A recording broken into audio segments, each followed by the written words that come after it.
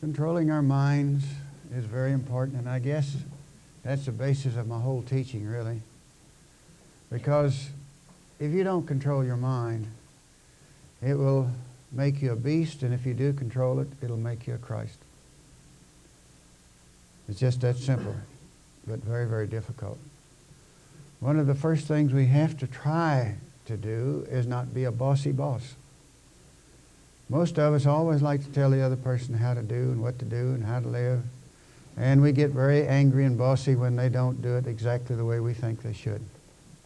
But what we really ought to do is try to help others, to help themselves. And the way you help others help yourself is by being a good example for them to follow. But every once in a while we lose our cool. We get upset because we feel that somebody isn't performing exactly the way our pattern has set the pattern. Now what we really need to do here at the Lotus Center is respect each other. We need to study together. We need to learn together. We need to practice together what we're teaching, because that helps everybody.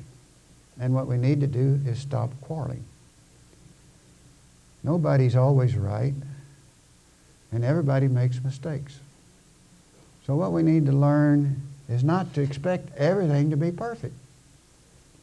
And when we do, well, we get in trouble. There is a tremendous variety in our world. And why should we, as an individual, lose peace of mind trying to correct somebody else? Trying to be right. We all make decisions that we have to change. We call it adaptability. We have to adapt ourselves to situations as they come up in our life. Like I say, try to be an example.